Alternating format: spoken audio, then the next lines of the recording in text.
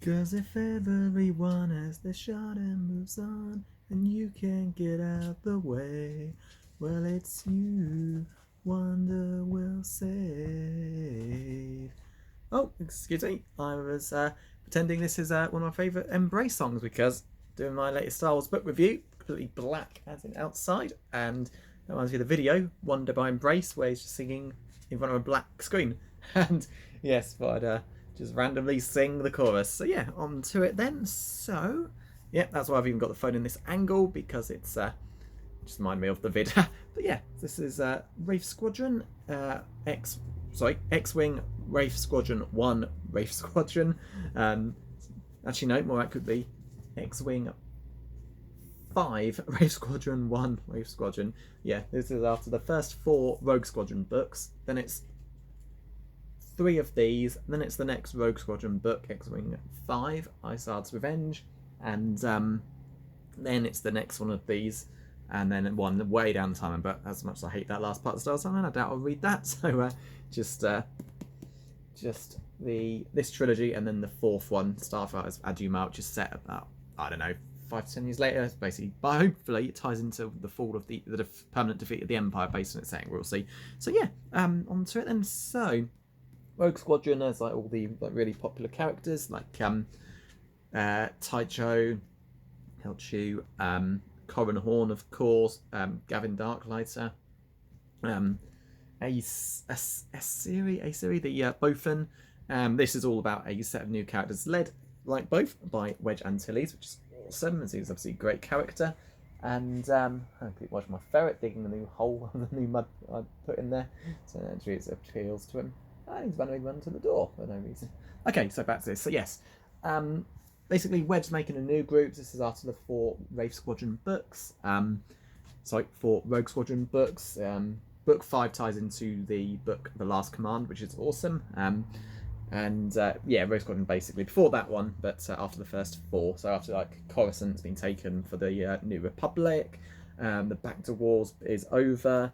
Various like warlords have been taken out, etc. And this is basically dealing with it with more. So yeah, the Warlord Zinj. I haven't read every Star Wars book, so he probably appears in some previous ones, but not one that I have read, unfortunately. So I don't really know too much about it. But basically, the gist is, like up all various Moffs and higher ups after like Palpatine's death, several of them just try to take control of the Empire themselves. Most have failed. All have failed, but some have been more successful than others.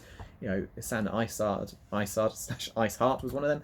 And yeah, Warlord Zinj seems to be considered a good choice to lead the Empire, even though mostly just in it for themselves. So, this is basically about the Wedge forming a new group, but these will do different things. So I'm just being like a pilot team. They'll like do undercover missions, stuff like that. You know, also wants to build this team based around people who've like been kicked out of other groups, you know, who've failed testing, just to pull out the best from the unappreciated groups. And yeah, gets like 40 odd applicants, whittles it down to 10, and he has his new team.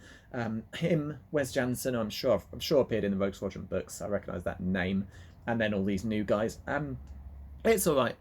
Funny, Alan Alliston's the author this time, not Michael Stackpole. He's got his own style, though the space battles and land battles are great. So yeah, no problems there.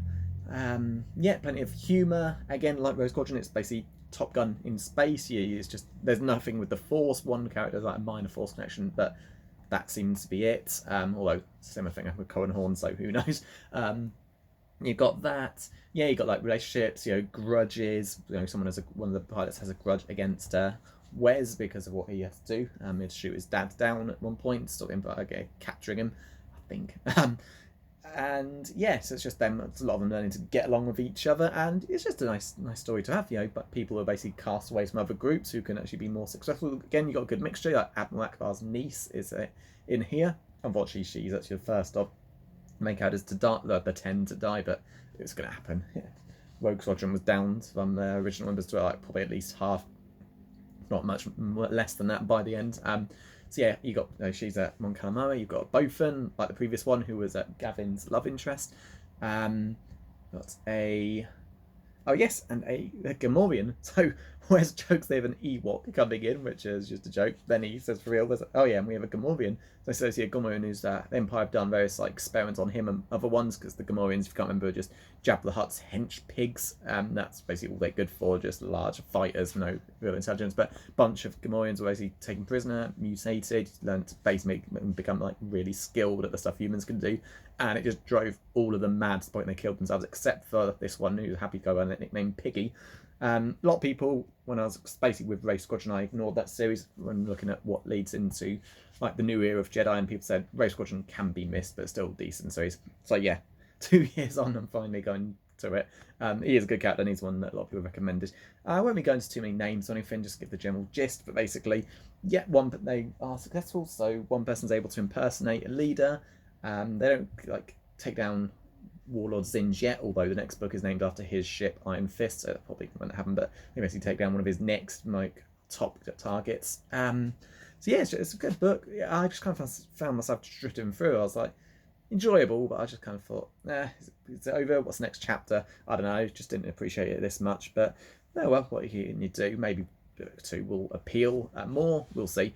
But yeah, good read, and next one will be Wraith Squadron 2, Iron Fist, and then Wraith Squadron 3. And even though I've got Wraith Squadron 4, because it's set a little bit further in the timeline, I'm just going to have a bit of a breather. Even though I'm going back to older ones, it's a Darth Maul book. I'm just having a bit of a gap between certain books. And I don't know, in a way I felt burned out reading all 4 Rogue Squadron books back to back. Obviously I read non-Star Wars books between them, but yeah, I didn't read any other Star Wars ones, so I don't really want that to happen again. Plus those 4 Rogue Squadron books all happened in like which one after the other. Rogue Squadron 4 was a bit later, and then 5, well, not got that one, I don't think I will.